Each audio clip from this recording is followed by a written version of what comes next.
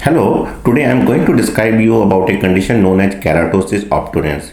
This is basically accumulation of desquamated epithelium into the ear canal. This is not Cholesteatoma. Let me make it simple. Basically, our skin gets replaced in 21 days and you never know because the skin is lost to the environment. Now this skin peel, if it accumulates in the deeper part of the ear canal, this can produce devastating effects. You don't treat this skin as a dead skin. In fact, this skin normally migrates outward from the basal layer which is towards the bone and outward, and it gets lost in the environment.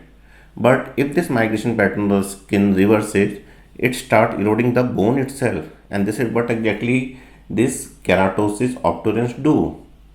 In cholesteatoma, this cholesteatoma is also basically a migration of skin, but in cholesteatoma it acts in all the direction.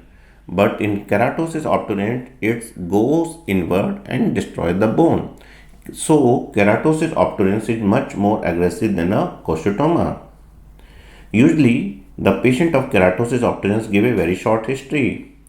He or she had been all right throughout his previous years, but all of a sudden, within a matter of few weeks to few months, at the most 3 to 6 months, the person starts having earache, fullness in the ear, and some heaviness. That's all. He visits the ENT doctor. ENT doctor sees, initially feels it could be wax, but when he starts cleaning, he feels something more sinister. He feels some kind of debris and which are in layers. And when ENT doctor starts removing these layers, he finds even the bone is eroded, as you can see in the picture.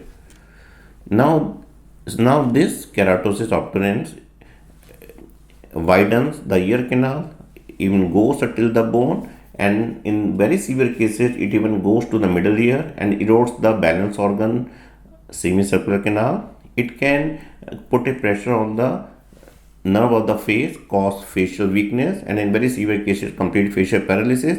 Even it can erode the skull base and goes towards the brain. So, depending on the severity, it has been classified into the three categories: mild, moderate, and severe. As you can see the chart, and you can take a screenshot of the chart for your reference. In this picture, I am showing you, I am comparing the migration pattern of a normal skin. The blue ring is basically your eardrum. The epithelium from the eardrum migrates towards the outer ear canal and it goes the outer from the pinna outside. In the middle picture, you can see the picture of the cholesteatoma.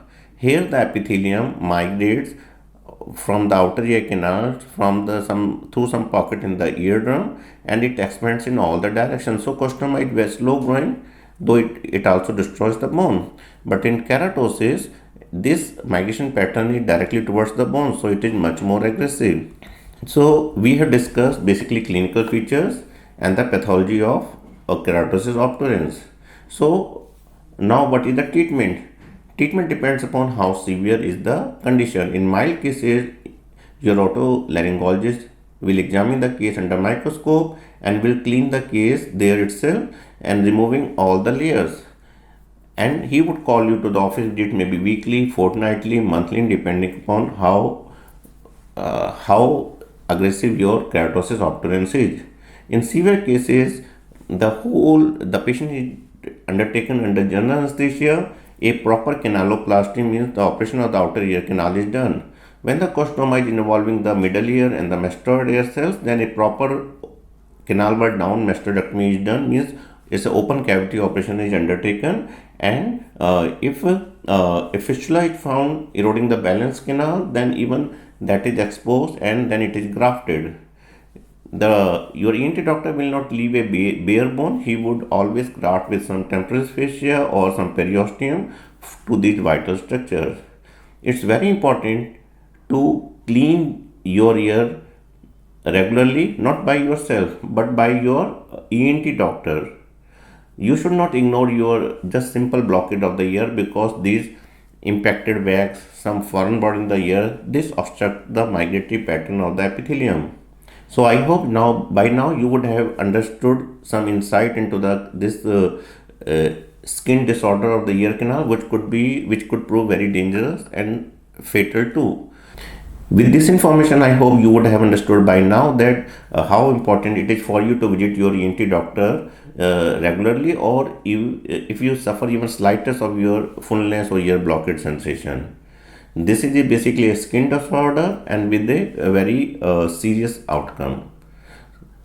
If you have liked this information, please do like this video and please subscribe to the channel for regular updates in the future. Thank you.